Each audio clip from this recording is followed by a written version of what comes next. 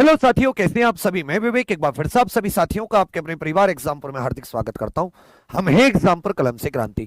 जैसा कि आप सभी जानते हैं कि उत्तर प्रदेश पुलिस कांस्टेबल जो 60,244 पदों पर यह भर्ती परीक्षा थी, जिसके पेपर लीक होने के कारण 24 फरवरी 2024 को माननीय मुख्यमंत्री जी ने घोषणा की थी कि भाई ये जितने भी पेपर हुए चारों शिफ्ट रद्द की जाती है और इसका अगले 6 माह में री एग्जाम कराया जाएगा।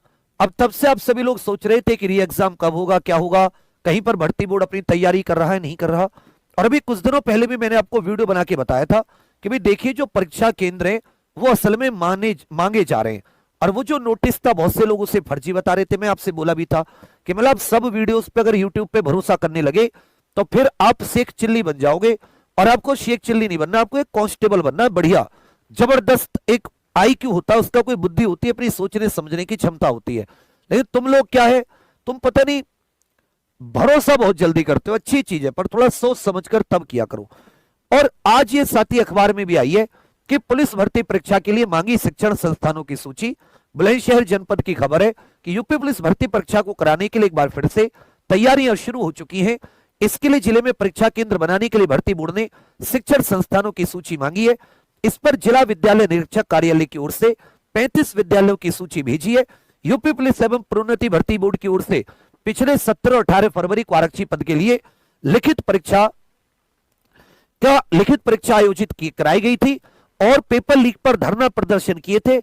इसके चलते मुख्यमंत्री योगी आदित्यनाथ ने परीक्षा को रद्द कर दिया था और 6 माह के भीतर परीक्षा कराने की बात कही थी। मतलब ये अभी जो री एग्जाम होना है उसी से संबंधित ये खबर है। और इसमें एक चीज ध्यान दीजिएगा कि विद्यालयों की सूची जो जिला विद्यालय निरीक्षक कार्यालय वो एक्चुअल में भेज चुका है। तो जो तैयारियां हैं परीक्षा कराने की वो अपने अंतिम चरण में पहुंच चुकी हैं। सबसे क्या होता है तैयारी कराने में, सबसे महत्वपूर्ण होता है कि परीक्षा केंद्रों का चयन। तैयारी कराने में जो भी पेपर होता है उसमें 2 चीज बहुत इंपॉर्टेंट होती हैं। एक तो पेपर छपना बनना, पेपर छपना वगैरह, भाई ये उसी कंपनी का काम है जिस कंपनी ने अभी पेपर कराया। क्योंकि ये कंपनी जब जांच हुई है तो ये समझ में आया है कि जो पेपर लीक हुआ है ये जो ट्रांसपोर्ट की दिक्कत थी, जहां पेपर छपने के बाद आगे गया वहां से लीक हुआ, तो पेपर छपने में दिक्कत है।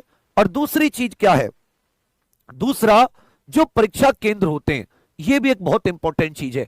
क्योंकि जैसे उत्तर प्रदेश का बुलंदशहर जनपद है, बड़ा जनपद है, लेकिन केवल 35 विद्यालय में यदि पेपर होता है तो मेरे विचार में हो सकता है 4 से ज्यादा शिफ्ट में इनको कराना पड़े। अब ये देखने वाली बात होगी कि 4 शिफ्ट में हो जाएगा या 6 शिफ्ट में।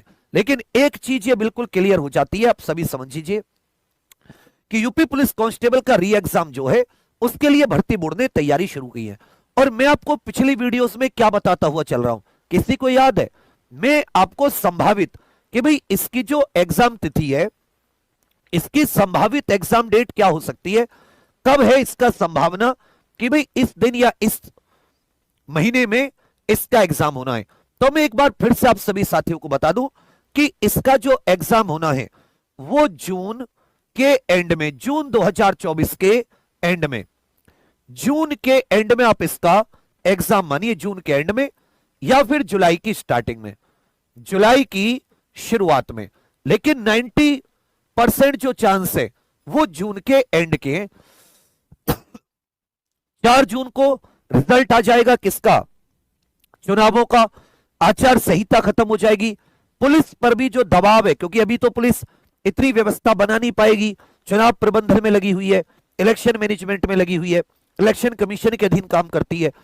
अब जैसे चुनाव खत्म होंगे परीक्षा केंद्र भी उनके पास है, पूरी उनके पास सिस्टम है, यह सब कुछ भी है, सारा काम वो एक बार पहले कर चुके हैं।